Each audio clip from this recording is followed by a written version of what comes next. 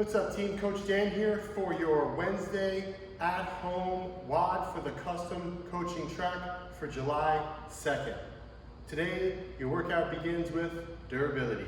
2 rounds of 2 movements, scap wall slide for 1 minute, downward dog toe taps for 1 minute. The scap wall slide, you need a wall. I recommend that you go into a wall sit position, a pretty forgiving wall sit position, and then you can get your elbows to touch the wall and your hands without popping your rib cage out and arching your low back. So what do? Keep your belly tight. Maintain a neutral spine, elbows, hands, and then you're gonna go up as high as you can with your hands without giving up your spinal position or wall contact. Oh, that's it. And then back down. Retract those shoulder blades, reach up, and then come back down. And your goal is to get higher and higher over the minute. But please, don't cheat this thing by popping your rib out to get nice and high. That's not helping. Okay, after that, downward dog toe taps for 1 minute. So you're in this downward dog position, you got your feet relatively wide, and you're gonna reach through, touch the toe, come on back. Touch the toe, come on back. When I reach through, I feel a stretch in my hammy and calf, and it's kind of just limbering me up, right? Getting me ready for the workout, which starts with a warm-up, which is a 4-minute EMOM, odd minute ISO, which is isometric A hold, okay? A hold. And then even is flutter kicks. So ISO A hold, so you got this ring setup, or maybe you have sheets at home. You're creating an A position, right? And you got your shoulders down and back, and you lean back a little bit, and you hold yourself up with the rings. This is a very challenging movement. So I'm here, and I lean back, and I'm feeling all types of tension through my lats and upper back. Wonderful movements so that you can feel the connection between your brain and your lats. A lot of people struggle with that. This is a great way to get that connection and cultivate that. And then you have flutter kicks. You're gonna be in a hollow position on the ground, low back's on the floor, shoulder blades off the ground, fluttering your feet. If it's too hard, hands under your butt, makes it much easier.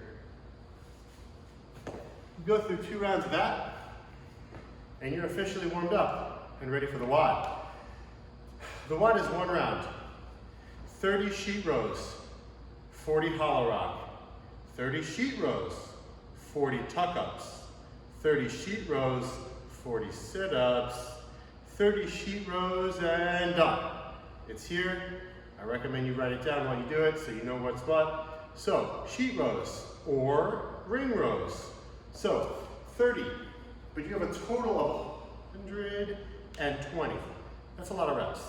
You do not want to be doing max effort sets early in the WOD. You always want to have 1 or 2 reps in reserve. So, let's say I can do 15 sheet rows, and I feel like I have 2 more reps before I am cooked. I'm going to stop at 15. I'm not going to go to 17. It's too soon, right? So, you should always have 1 or 2 reps in reserve when you decide to break set. And I recommend that you lean back so that you can start with at least 15 reps unbroken with that 2 rep in reserve rule, right? So if I were to start this WOD like this, I might struggle to get 15. This is too intense. I've got too much volume coming, and I don't want to start at that level of intensity. Also, as you progress through these sets of sheet rows, you want to be adjusting the angle so that you can maintain relatively big sets under fatigue. 10 or more is what I'm going to recommend. So, right about here, it's a pretty good lean for me. I can get 15. I'm going to pull up, pull my body up, control down. Pull, control down. Full range of motion. And even more important than that, as I row, I'm not shrugging. This is no good. I am actually doing the opposite, anti-shrug. Okay, pulling the rings low, keeping my shoulder down so I can actually use my back and not just my elbow flexors. 30 sheet rows and then 40 hollow rock. A lot of ways to scale your hollow rock. Your custom coach will tell you the way because they know you so well. But this is a decent hollow rock.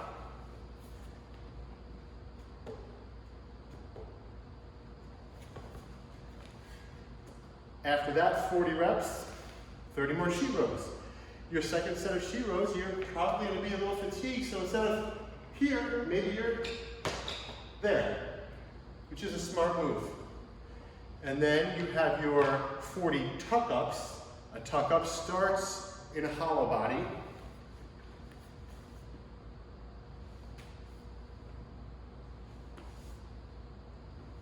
So I go from a hollow position to a bent knee compressed position back to a hollow for 40.